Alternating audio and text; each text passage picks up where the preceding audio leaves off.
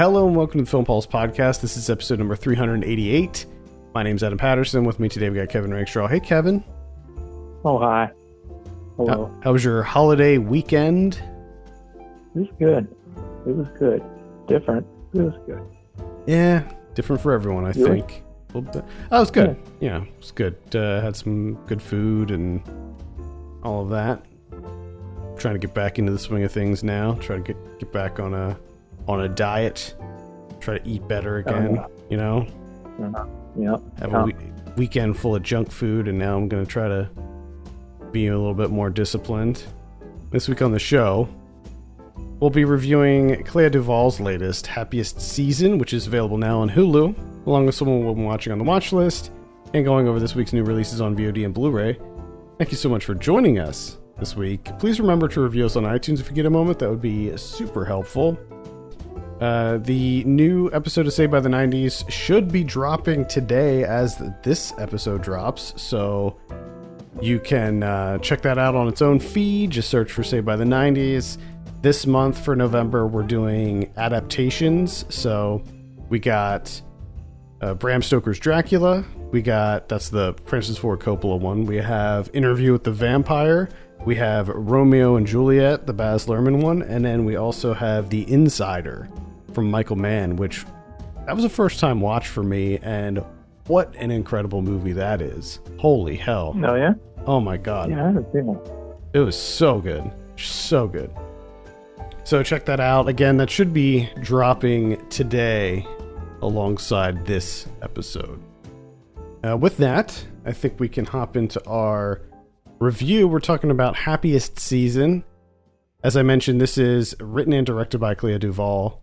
I have a synopsis here: a holiday romantic comedy that captures the range of emotions tied to wanting your family's acceptance, being true to yourself, and trying not to ruin Christmas.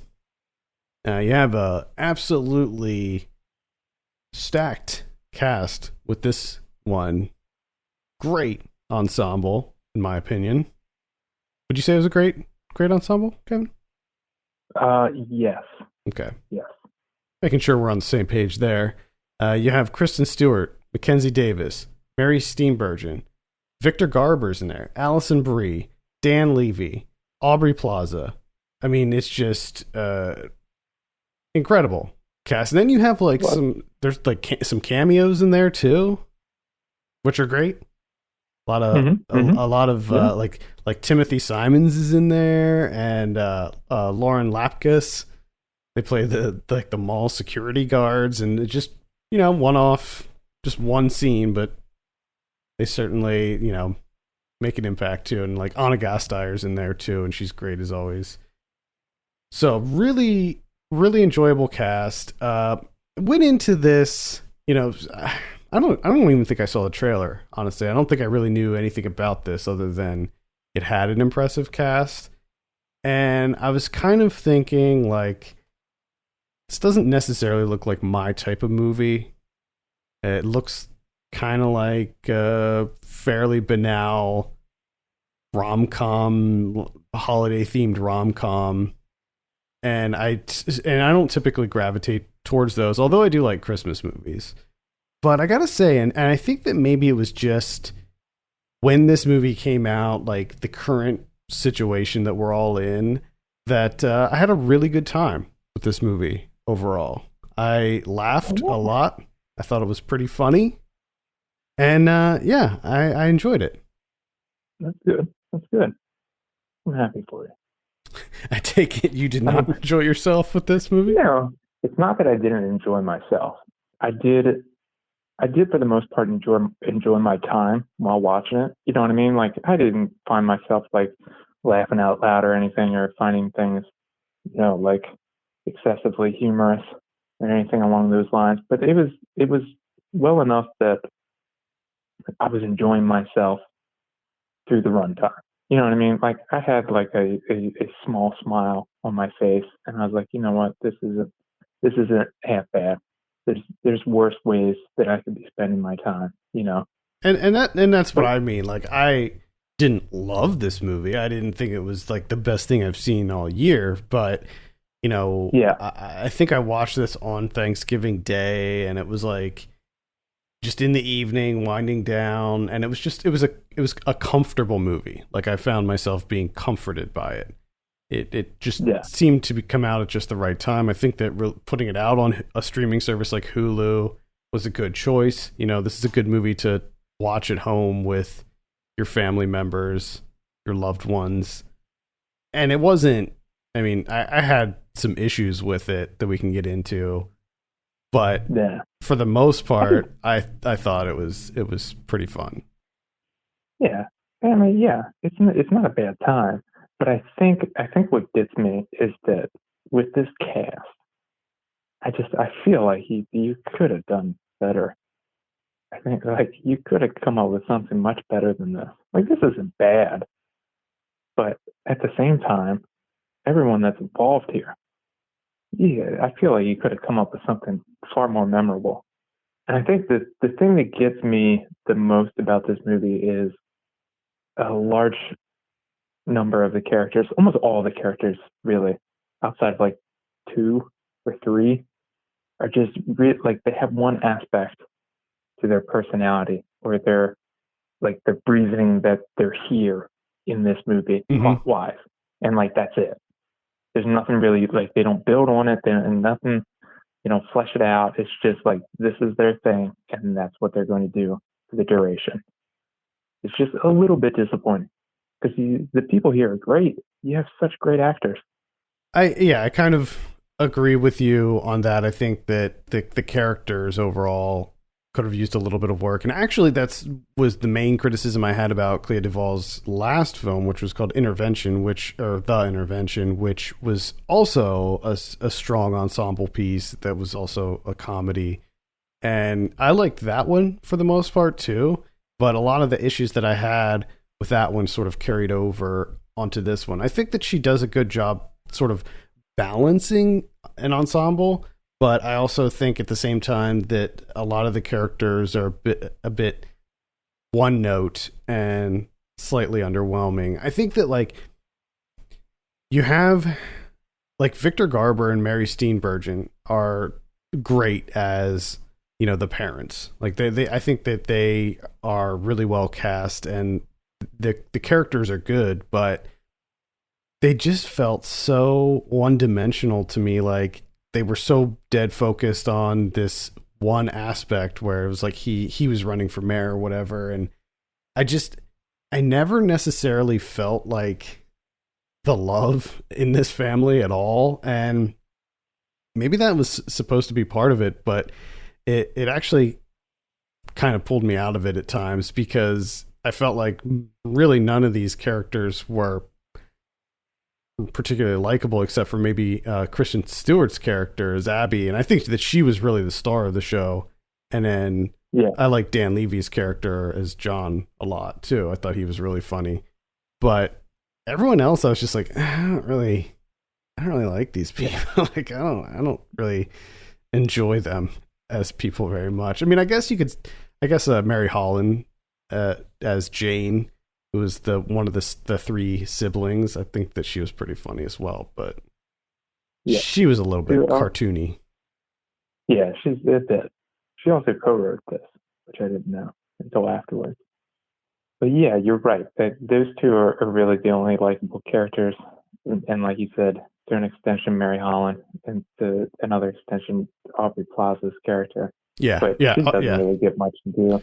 Like I could have used a lot more of her. I was kind of hoping that it was going to go a different way, and Kristen Stewart's character of Abby was going to end up getting together with Aubrey Plaza's character. It seemed like that was a better fit than where it went. I don't want to get too much into spoiler territory, but I liked Aubrey Plaza's character a lot in this.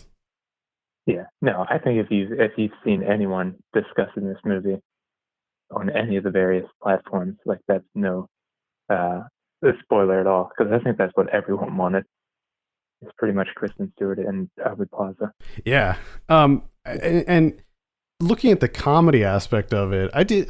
There were multiple parts of it that made me laugh, but I thought that the bulk of the humor was sort of saddled on Kristen Stewart's shoulders. I think that the situations that she finds herself in. So does this no, it doesn't say so in the synopsis. So just to take a step back really quickly, Mackenzie Davis, Kristen Stewart, they're a couple. They decide that they're going to go to Mackenzie Davis's family's house for the holidays. Her character's name's Harper, and it turns out Kristen Stewart's character of Abby, she finds out as they're going there that she has not come out to her parents yet, and she's still in the closet. And so they decide that they're going to keep their relationship a secret, and that lends itself to some comedic hijinks and some conflict later on in the movie.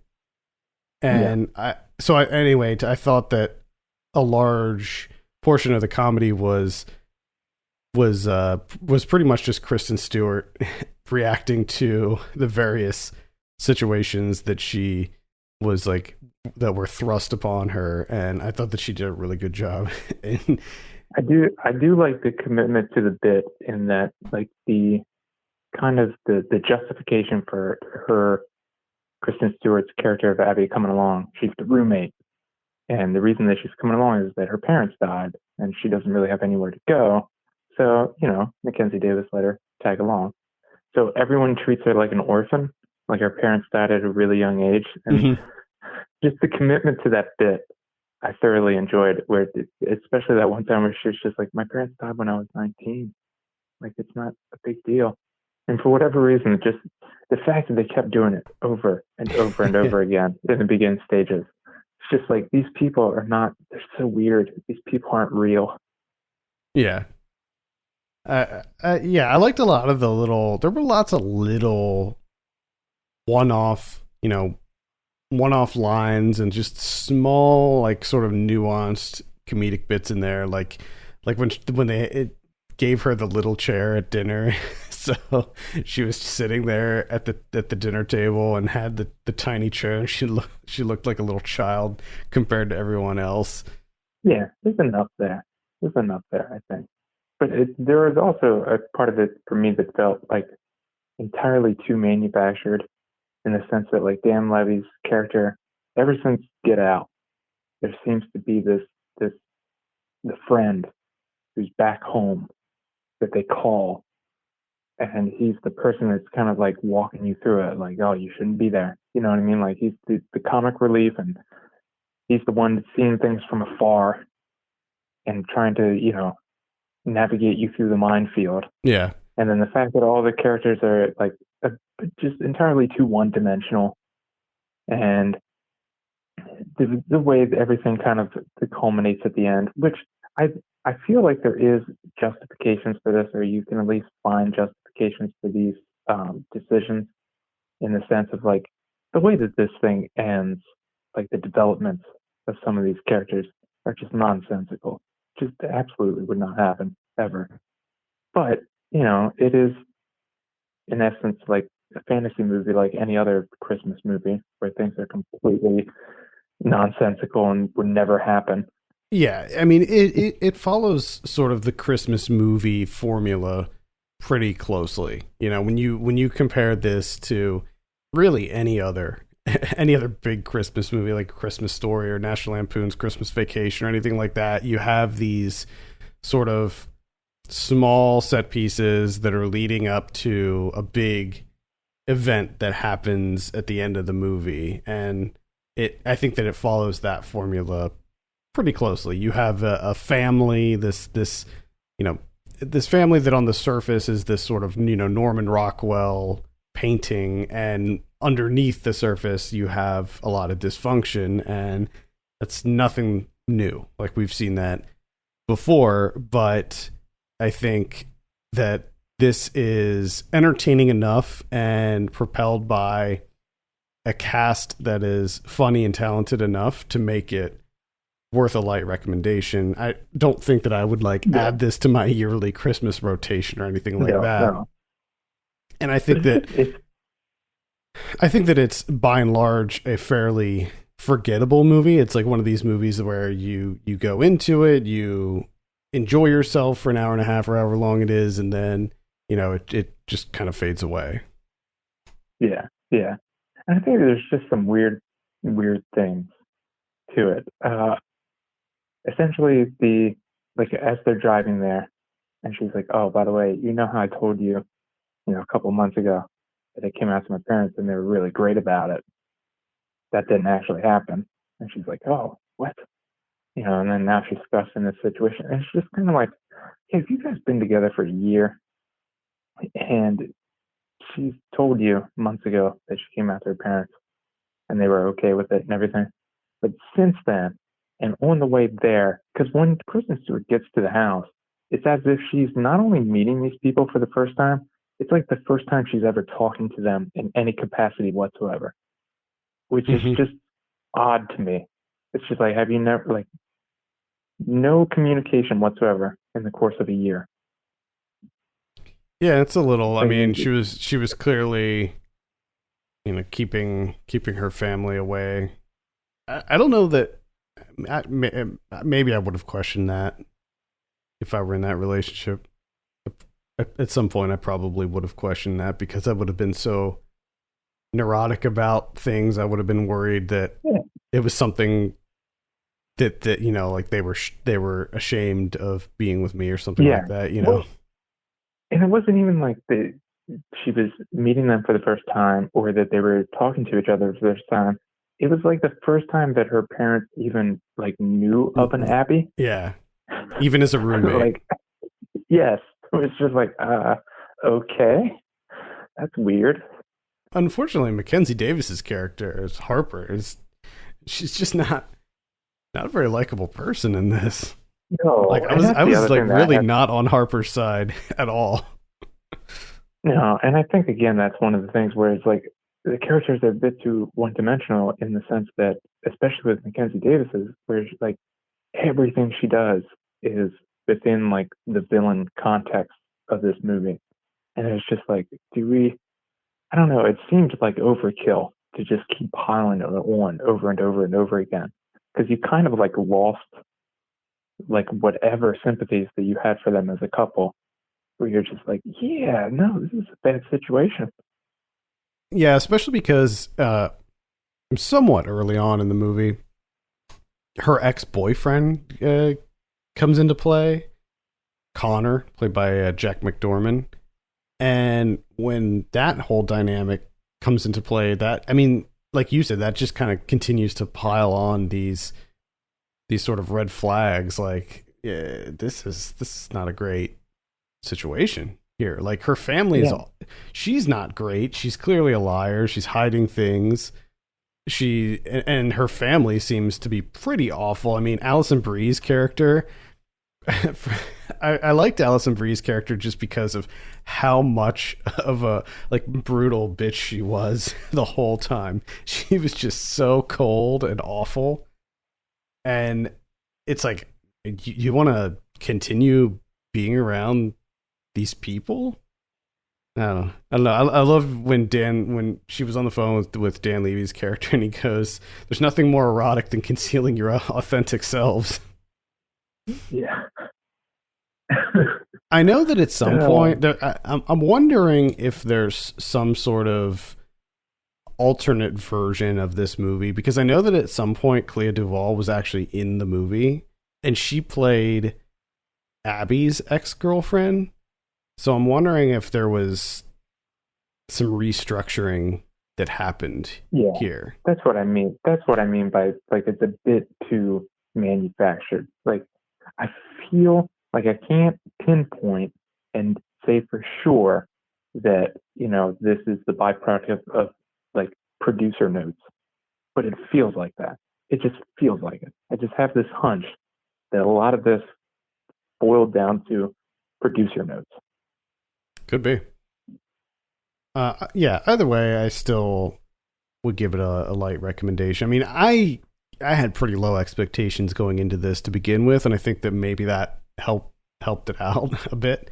So I think overall, I still think it's a decent decent enough holiday film. I mean, usually holiday films are really bad. Terrible. Yeah. Like really, really bad. So for me, this was definitely a win. And I think that Clea DuVall she continues to have a promising future as a director. I want to see her continuing to direct films, because I liked her last one okay too. So Yeah, I have this sneaking suspicion that if she can just be given freedom, then I think you'll see what she actually has to offer. You know what I mean? Yeah, could be. I also wasn't a big fan of the very end, the way that they wrap things up. I was just like, I don't know if I really care for this. It was a little bit too much. Didn't think it was necessary to tack that stuff on at the end. Yeah. That's Happiest season. Again, it's available now on Hulu. Let's go ahead and give it a score. Kevin, what are you going to give this movie out of 10? I'll give it a 5. All right. I'm sitting at a 5.5 or maybe a 6. 5.5, 6 on this one. Light recommend, mostly based on the cast alone. Yeah. Because I think if you don't have this cast, this is nothing. All right, let's move on and talk about someone watching. I don't have a whole lot this week, as I was visiting family for the holidays. Started things off with A Thief from 1981, directed by Michael Mann. This has been on my watch list forever, for ages. It's one of those movies that I've been meaning to get around to forever, and finally, after I watched The Insider, which was also directed by Michael Mann, I was like, you know what? This is a good opportunity. I'm going to sit down. I'm going to watch Thief, starring James Caan. In this movie, James Caan plays an expert safecracker. Have you seen this movie, by the way? No, I want to. Oh my God, Kevin. It's so good. This movie might be one of my favorite Michael Mann movies. It's right up there with The Insider and Heat for me. Like, it's just, it's funny because when you see Heat, you can see the DNA of Thief in that movie. It's a heist movie, and it's about, James Caan, safecracker. He goes to prison for like 11 years. So he gets out and he decides, you know what, like, I'm getting older now. Spent so much of my life behind bars. I just want to settle down, get a wife, get a kid, and just relax and do the whole like normal life thing. So he meets this waitress. He tells her his plan. She, for some reason, goes along with it, and they like immediately, I think they might even get married like immediately. And then he finds out that she can't have kids, so he ends up buying a kid, like sort of off the black market. He buys a baby. What? Yeah. Yeah. And the reason he's able to buy a child, a baby, is because he gets involved with this sort of gangster guy who gives him one last job, one big score. And this is going to be, it's going to give him $410,000. And that's going to be enough for him to retire and just live the easy life. He gets a house too, by the way. He buys a house. And of course, everything goes to shit. But man, it's just incredible. I can't recommend it enough. Jim Belushi's in there. Jim Belushi plays like his partner. And Willie Nelson. Willie Nelson is in there, who plays like his like mentor. Yes. I gotta watch more. I gotta watch more Michael Mann movies. I've always, for the most part, enjoyed the ones that I have seen, but for some reason, I'm just like, I never seek them out. Yeah, he's a unique director. He's definitely unique. But Thief is definitely worth a look. Well, I watched one I forgot to mention last week. That's the 40-year-old version from Mm. Rada Blank. This Mm-hmm. is on Netflix. So Rada Blank plays, it's pretty much, for the most part, autobiographical. She plays a playwright. She won an award, 30 under 30 playwright award. She was, going to be the next big thing. And now she's coming up on turning 40, and she really hasn't done anything, right? And her mom just passed away recently. So she's kind of stuck in this rut. She's developing this play. She wants it to be, she wants to kind of have this be her moment, to announce herself back to the theater community. But things just aren't working out for her. So in the meantime, she realizes that when she was young, she's really into rapping. She's really into hip hop, being an MC. So she kind of gets back into it again and just starts, coming up with freestyles and writing new stuff. And so she kind of thinks, in the interim, I'm gonna pursue this. I'm gonna make a mixtape. So there's it's kind of a three-pronged approach where she's working on the mixtape.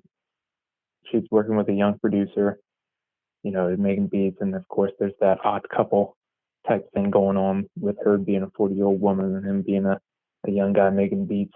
Doesn't say much. Or her trying to get her play going within the theater community in New York City.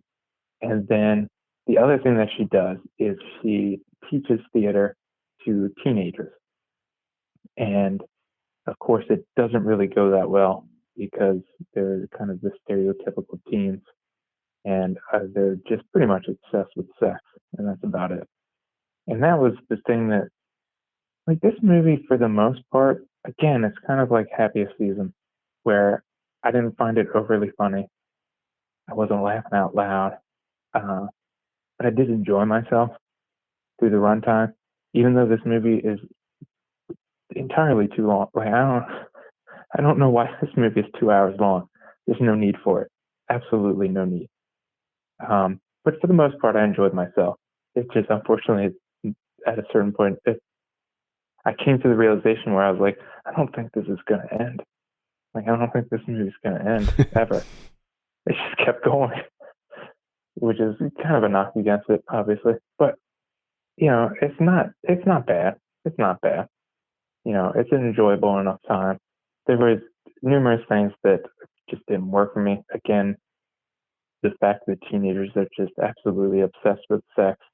And not only that, but a lot of the kids, male and female, are like obsessed with her and want to have sex with her. And she's the one that wrote and directed it. So it just came off really weird. Mm. Yeah, it's like, why? Like, it's bad enough that you have one character, but do we need like three characters? It's weird. It's really weird. Kind of obsessed with it seems. All right, that's the 40-year-old version, and that is on Netflix. I saw 6ix9ine, the Saga of Danny Hernandez. This is a documentary on Hulu about Takeshi 6ix9ine.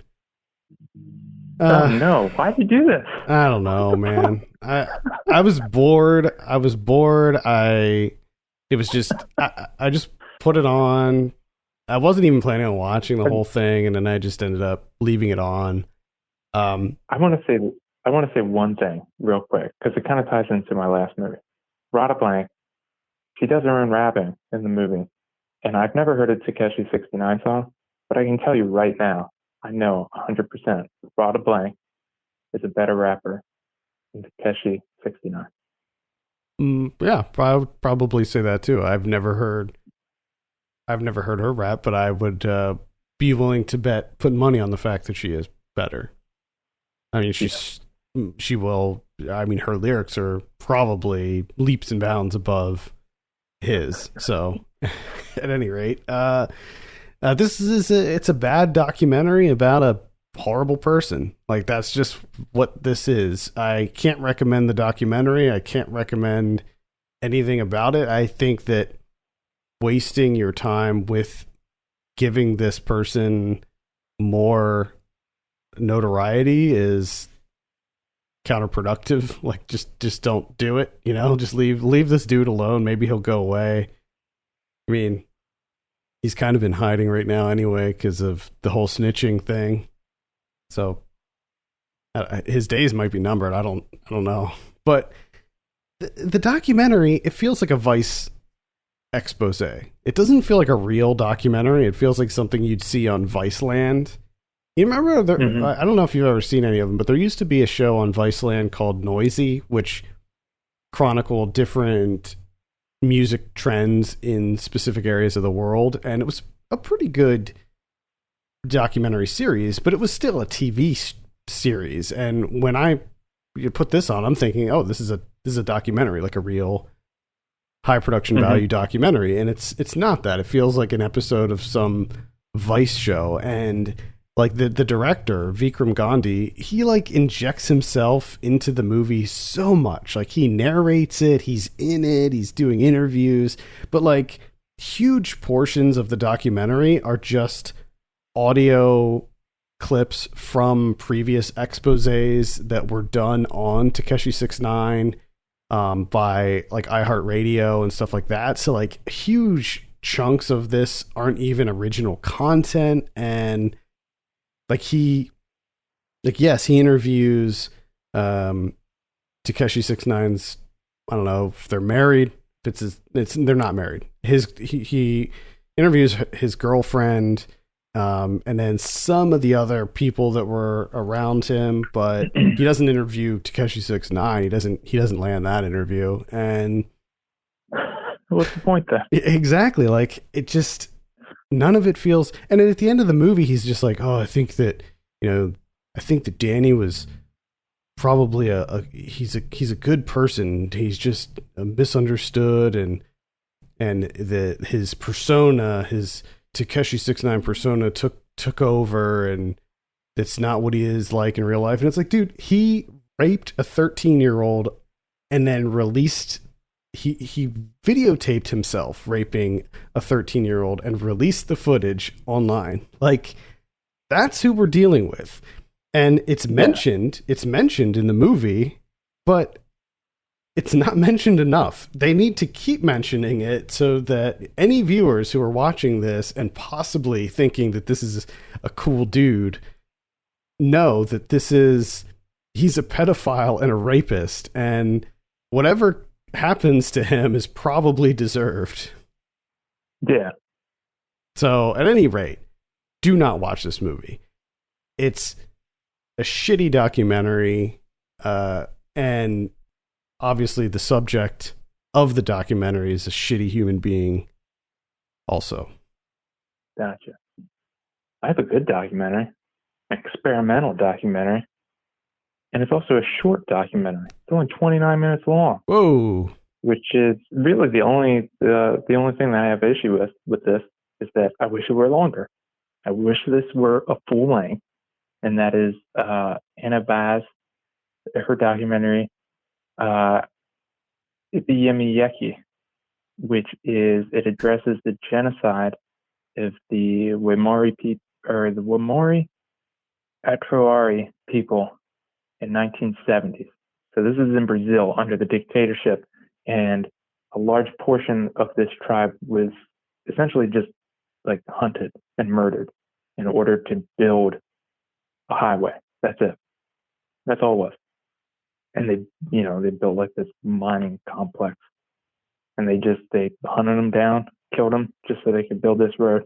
And all it is, well, it's a lot of things, honestly, but she finds this guy who worked with this tribe in the 70s or in like the late 80s of trying to get them, essentially doing like a literacy program, right? So he went there and he's trying to, write down everything in their language and all that. And what he came to find is like they love drawing. They just love drawing pictures. Like the entire blackboard, everything, just pictures. And that's they just drew everything. So what she ends up doing is getting all of these pictures that the tribe drew from this man who kind of kept like this vault of everything. that happened at that time. So you have all these pictures, they're kind of superimposed on like the natural landscapes. He's kind of discussing like things that were happening at the time, questions that they were having.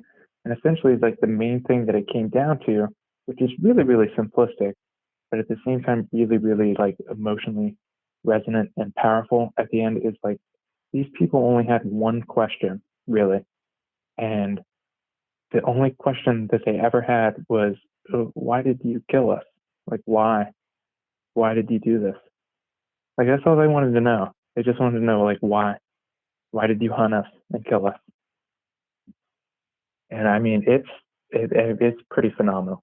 It's really compelling. It's really, really interesting because obviously it was something that I had absolutely no knowledge of whatsoever.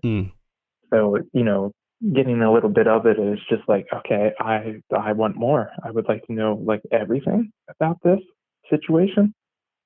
Yeah, this sounds really good. How did you see this? I saw this unfortunately on Festival Scope. Oh, okay. Pro. Okay. So, but if and when, because I know a lot of her movies have come to Mubi before, and I know that it came to Mubi UK. So I'm hoping at some point it comes to Mubi USA. Okay, so hopefully this will be on Mubi at some point in the future. The only other one that I will mention is a documentary called Floored. This came out in 2009. It's directed by James Allen Smith. It's about traders on the CME, and it was shot over a period of several years during it starts before the financial crisis in 2008, but it goes into that as well. Like it follows some of these traders as they navigate the financial crisis, but it also sort of looks at the transition from floor trading to digital trading.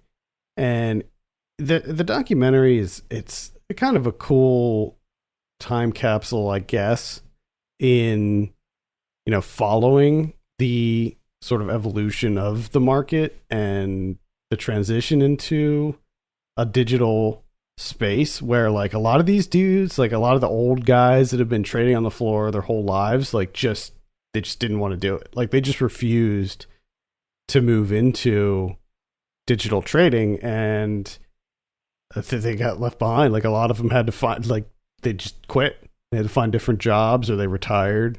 And then some of them attempted to make the transition and ended up, losing all their money because they couldn't do it. I've never traded on a trade floor or anything. I don't know how all that works, but apparently it's like way different when you're trading on the floor compared to when you're just like staring at charts and prices and stuff. Yeah. So it was a kind of interesting documentary. Like the subjects of the movie were not particularly compelling people. I mean, they're exactly who you would expect to see, like the people, on trade floors, like not very likable. Like you don't really care about these dudes too much. I mean, I certainly felt bad. Like one of the guys, he's a trader and he ends up losing $150,000 in one trade, and like his wife leaves him and he has to move out of his house and into this like dingy apartment, and like it basically one trade ruined his whole life. Wow. But it's okay. I mean, it came out in 2009, but the movie looks really bad quality wise. I did watch this on YouTube, but I could tell even on YouTube the cameras and stuff that they used were very low quality. So it was all right, I guess, if you're interested in how the Chicago Mercantile Exchange works and how the trade floor worked and like sort of what it's like now. Maybe it's worth a look.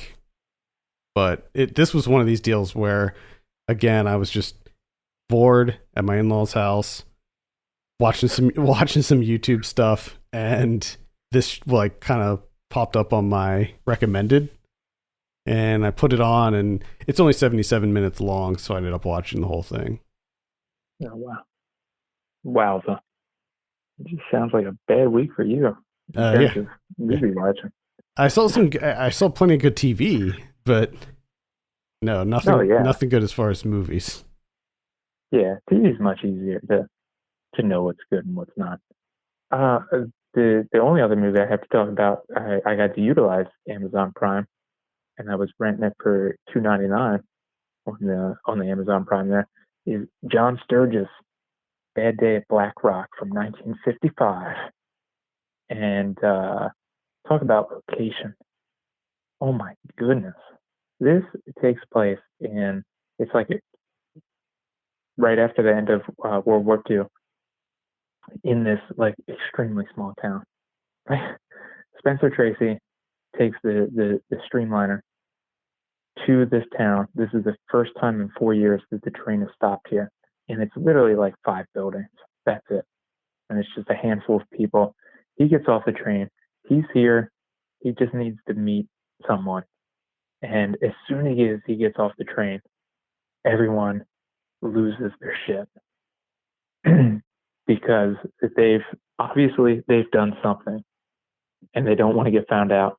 But what the thing is like, Spencer Tracy's not really looking into it at all. Like, he's not there to like investigate anything. They just assume that he is for some reason, and they just all lose their shit. And the paranoia just overtakes them, and they essentially just hang themselves like every scene. And all he does is he wants to drive to this very remote area called Adobe Flats to see a guy that lives out there. He rents a Jeep, drives out. That guy's not there. He comes back and he's like, okay, these guys are weird. I think they're going to kill me. So I want to leave. And then all the people decide like, yeah, we need to kill this guy. And it's like, just fucking chill out. Just chill, guys. And just the way that it works out, the way that the secret is slowly revealed, even though it's pretty obvious, but the way that it's kind of uncovered and just the way that they lose their minds, I mean, it's phenomenal. I mean, and the location too, just out in the middle of the desert with no one around. And I mean, the way that it's shot, the acting, it's absolutely phenomenal. Yeah, this looks awesome. Yeah, it's incredible. Sounds like they had a bad day at Black Rock, huh? Which, you laugh, right? And I looked it up. This is actually like an old timey phrase.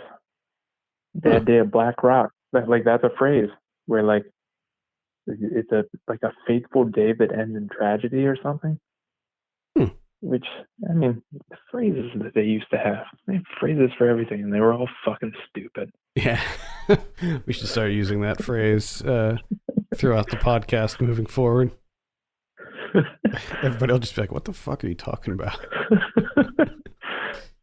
But I do want to point out that a young Ernest Borgnine gets the shit kicked out of him by a one-armed Spencer Tracy. Pretty great. Well, as if I wasn't already adding this to my watch list. Yeah. Get on board, buddy. Nice. Cool. And that's A Bad Day at Black Rock. Check that out on Amazon Prime. Give it a rental. Do it. All right. Let's take a look at what we have on VOD. On December 1st, we have King of Knives. Tells the story of Frank and Kathy, who are baby boomer parents, and Sadie and Caitlin, their millennial daughters. Oh. Yep. Oh. The title doesn't necessarily match the synopsis of that one. No, you said King of Knives, and I had a whole nother movie in my head. Yeah.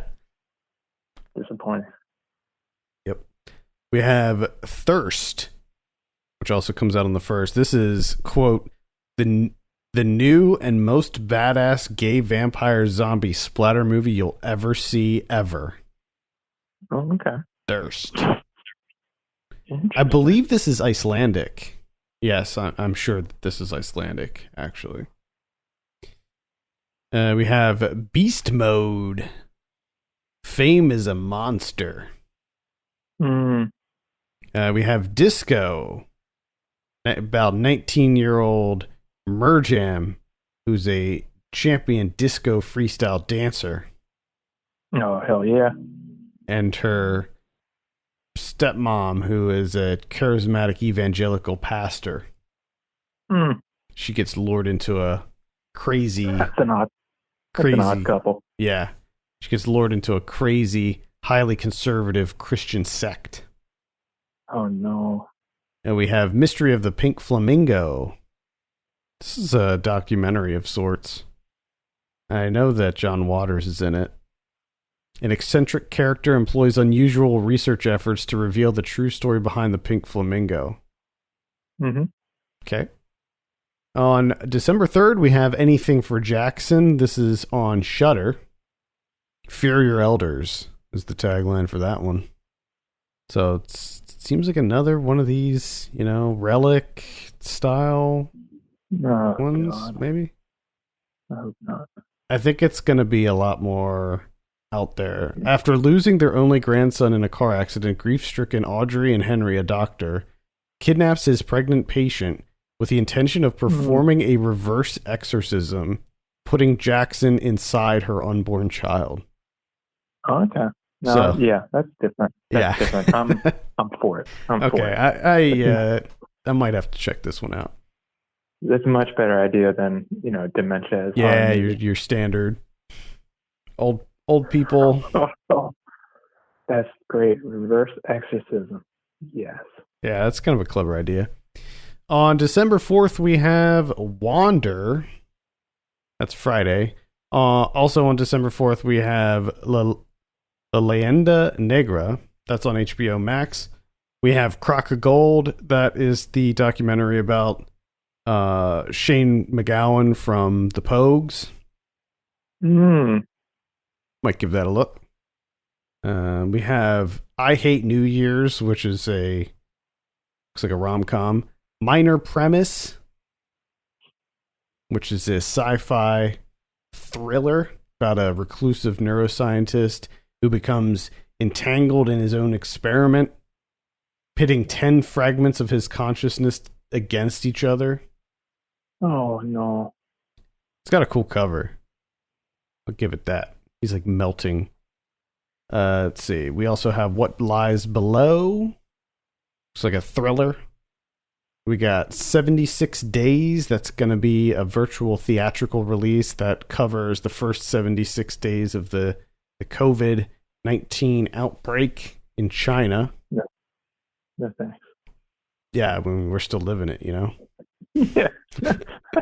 I've been through those 76 days. Yeah. Not too long ago. Yeah, they're fucking fresh. They're fresh. About a year, just under a year ago. Went through those 76 days. That's fine. I know what happens. Yeah. Dear Santa, that's a documentary about, I guess, kids writing letters to Santa or some shit. We got Billy. This is the documentary about Billie Holiday. And it looks like that's about it for VOD this week. On Blu-ray, let's see, we have Popeye. This is the 1980 Robert Altman 40th anniversary edition. Nice. Popeye. It's been forever since I've seen that. I feel like I should watch that. In here. I remember really enjoying it as a child. It's just a bizarre movie. The fact that it exists, it's just kind of bizarre, isn't it? Yeah. I'm glad that it does. You're right. Bunch of Eddie Murphy movies are coming out on various formats, including Beverly Hills Cop, The Golden Child, Coming to America, Trading Places. I'm not sure what that's all about, but yeah. Most of them are going to be 4K editions. Let's see, we have looks like Blade is getting a new 4K release. The Barbarians from 1987. Arrival is getting a new 4K edition. Leon the Professional is getting a new 4K edition. The Rental from earlier this year, which I'd probably pass on. It was not very memorable. It was okay, I guess. Ooh, double pack of The Equalizer and The Equalizer 2. I think I saw the first one. I'm pretty sure I did not see the second one. I have not seen the second one yet either. I saw the first one as well. Didn't the second one come out like a long time after the first one? I think so. Maybe not long, but it was good while. It was further enough out that you're like, okay, that's interesting. Looks like a bunch of stuff is being released like for PS5. So I'm looking at this packaging, and it's like 4K movie essentials, and it has like the PS5 logo, and all of the movies have like a similar cover. So you have a lot of these movies that are definitely geared towards like 20-something-year-old dudes, including The Fifth Element, Pineapple Express, Venom, Spider-Man Into the Spider-Verse, Baby Driver, The Spider-Man Far From Home, Zombieland, Double Tap, Bloodshot, Underworld. Tons of movies that from the looks of it, they're just 4K Blu-rays, but they have like this PS5 packaging. Don't know what that's all about. Trying to cash in. I would assume that these are all Sony movies. Yeah, from the looks of it, they are. Anyway, that's about it for Blu-ray. What about Criterion's this week? We got one. That's 1996. Crash. Good one. David Cronenberg, which I have not seen Crash. It's something. Yeah. And I think that's like the main reason that I haven't watched it.